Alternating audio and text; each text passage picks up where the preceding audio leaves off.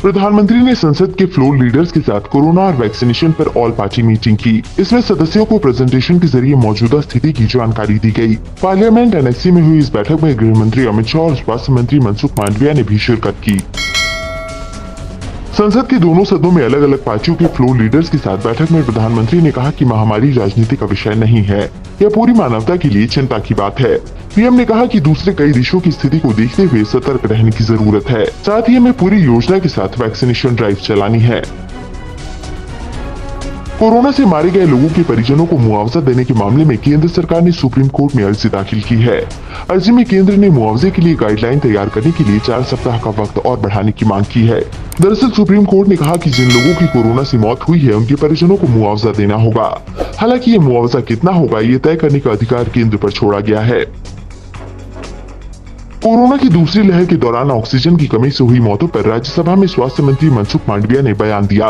मांडविया ने कहा कि केंद्र सरकार पर सिर्फ राज्य से आए मौत और संक्रमण के आंकड़ों को इकट्ठा कर जारी करती है। हम किसी को मौत या संक्रमण की संख्या कम दिखाने के लिए नहीं कहते। आंकड़ों की जिम्मेदारी पूरी तरह से राज्यों पर होती है।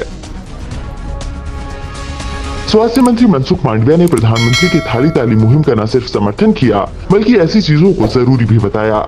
मांडविया ने कहा कि मंत्री होने से पहले मैं एक बेटी का पिता हूं और बेटी एक इंटर्न डॉक्टर के तौर पर लगातार कोविड वार्ड में काम कर रही है। ऐसे वक्त को मैं समझ सकता हूं कि थाली ताली जैसे हौसला बढ़ाने वाली चीजें कितनी अहम होती हैं।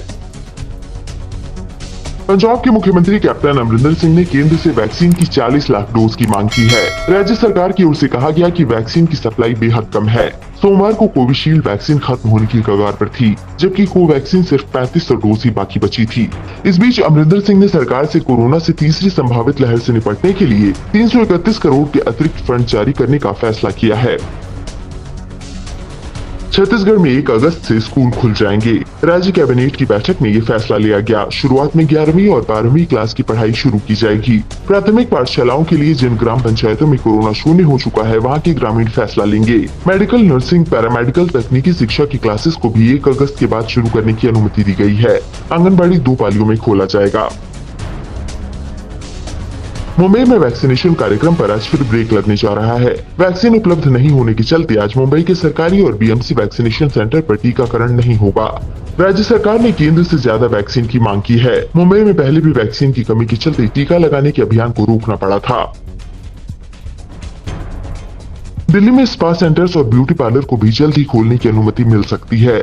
स्पा सेंटर्स ओनर्स की याचिका पर दिल्ली सरकार के वकील ने हाईकोर्ट में कहा कि सरकार मामले पर विचार कर रही है और जल्द ही फैसला ले लिया जाएगा।